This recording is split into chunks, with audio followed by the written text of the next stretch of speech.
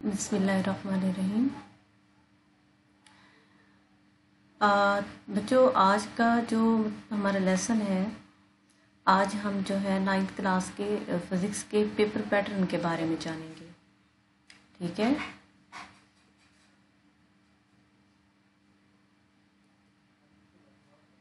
हाँ जी, क्योंकि आपको पता है 9th का जो एग्ज़ाम है वो बोर्ड के अंदर होता है, तो जाहिर है उसका कोई ना कोई पेपर पैटर्न भी होता है। सबसे पहले तो आप जान लें कि फिज़िक्स का जो पेपर होता है आपका टोटल 60 मार्क्स का होता है। टोटल कितने मार्क्स होते हैं उसके? 60। ठीक है, और उसके अंदर टोटल क्वेश्चंस आ जाते हैं 7। अब वो क्वेश्चन 7 जो है उनके मार्क्स की जो डिस्ट्रीब्यूशन है वो किस तरह से होती है उसको ज़रा देख लेते हैं। ठीक है बच्चों, आपको मेरे ख्याल में स्क्रीन पे शो हो रहा है। क्वेश्चन नंबर 1 है। आपको क्वेश्चन नंबर 1 जो होता है मल्टीपल चॉइस क्वेश्चंस पे होता है और टोटल ये 12 होते हैं। और हर क्वेश्चन जो होता है इसका, जो हर मल्टीपल चॉइस क्वेश्चन होता है वो 1 नंबर का होता है। Each carry 1 mark. ठीक है, 12 एमसीक्यूज हो गए, 12 एमसीक्यूज और 12 मार्क्स। 60 में से 12 मार्क्स का तो आपको पता चल गया कि 12 जो होंगे ये एमसीक्यूज होंगे। और ये एमसीक्यूज जो होते हैं मोस्टली 10 to 11 आपके चैप्टर की जो एक्सरसाइज होती है वहां से आए हुए होते हैं। कभी कभार ऐसा हो जाता है कि एक एमसीक्यूज या फिर 2 मैक्सिमम ये जो होते हैं आपकी बुक के अंदर की थ्योरी में से आ जाते हैं। चलें, इसके बाद आपका आ जाता है शॉर्ट क्वेश्चंस और ये 30 मार्क्स के होते हैं। और शॉर्ट क्वेश्चंस के फिर 3 पार्ट्स बने हुए होते हैं टोटल। ठीक है, क्वेश्चन नंबर 1 जो था एमसीक्यूज का हो गया था। क्वेश्चन नंबर 2 जो होगा ये शॉर्ट क्वेश्चन का होगा। इस पोर्शन के अंदर आपके पास टोटल 8 शॉर्ट क्वेश्चन होंगे, उसमें से आपने अपनी चॉइस के कोई से 5 करने होंगे।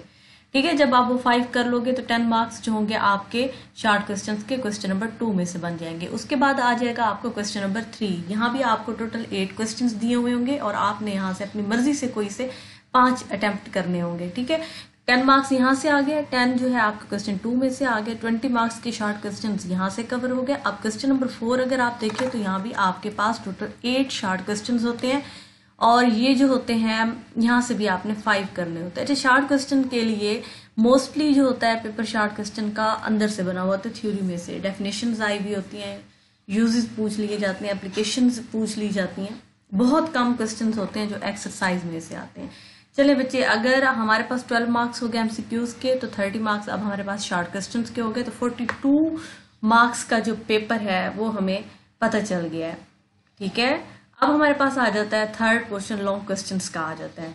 यहां से आपने अटेम्प्ट एनी 2 क्वेश्चंस करने होते हैं। ठीक है, क्वेश्चन 1 जो था एमसीक्यूज का था, 2 शॉर्ट क्वेश्चन का था, 3 भी शॉर्ट क्वेश्चन का था, 4 भी शॉर्ट क्वेश्चन का। तो यहाँ पे पेपर के हिसाब से मैंने नंबरिंग डाली है, यहाँ पे क्वेश्चन नंबर 5 आएगा।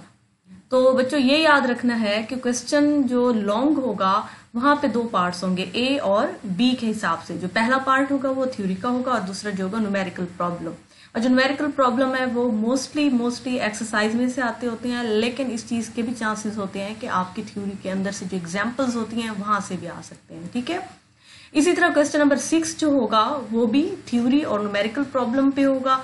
क्वेश्चन 7 भी थ्योरी और न्यूमेरिकल प्रॉब्लम पे होगा। टोटल 3 क्वेश्चन हो गए, क्वेश्चन 5, 6 एंड 7। और आपने अपनी मर्जी से यहाँ से कोई से 2 जो है क्वेश्चन करने हैं। और यहाँ पे आपको नजर आ रहा होगा कि ए पार्ट जो होगा यहाँ पे 4 मार्क्स का होगा थ्योरी वाला पोर्शन, और बी पार्ट जो आपको न्यूमेरिकल प्रॉब्लम वाला है यहाँ पे इसके 5 मार्क्स होंगे। एक चीज जो आपको क्लियर होनी चाहिए कि अगर आप क्वेश्चन नंबर 6 अटेम्प्ट करने लगे हैं तो इसके दोनों पार्ट्स आपने अटेम्प्ट करने हैं, ए भी बी भी।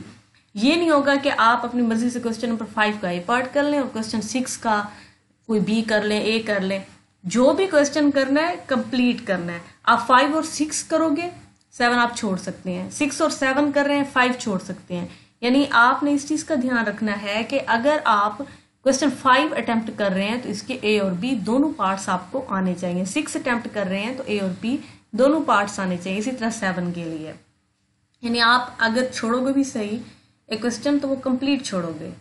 वैसे तो अच्छी बात है, तीनों ही अटेम्प्ट कर देने चाहिए अगर आपको आते हैं, लेकिन पेपर हल करते वक्त पहले वो क्वेश्चन हमेशा करने चाहिए जो आपको अच्छे से आते हैं। ठीक है जी,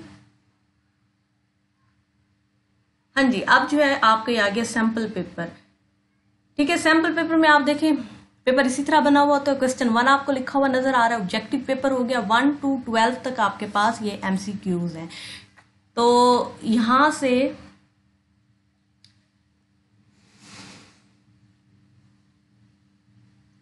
कितने क्वेश्चंस हो गए? 12 क्वेश्चंस हो गए total. As a sample paper के तौर पे आपको मैं यहाँ दिखा रही हूँ।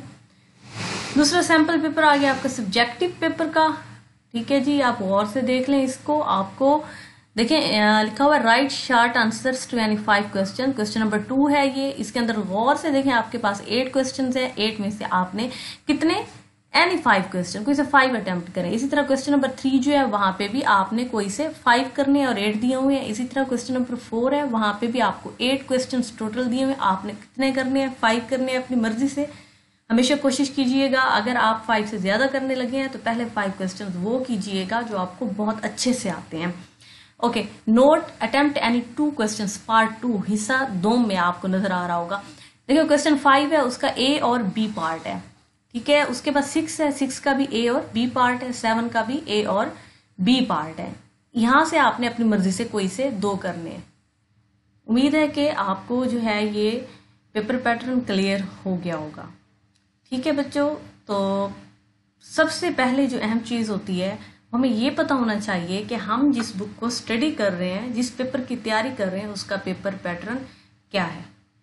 ओके बच्चों, नेक्स्ट वीडियो के साथ मिलते हैं इंशाल्लाह आपके, और उम्मीद करती हूँ कि आपको पेपर पैटर्न जो है समझ में आ गया हो। फिर भी अगर आपको कुछ पूछना हो तो आप मुझसे पूछ सकते हैं।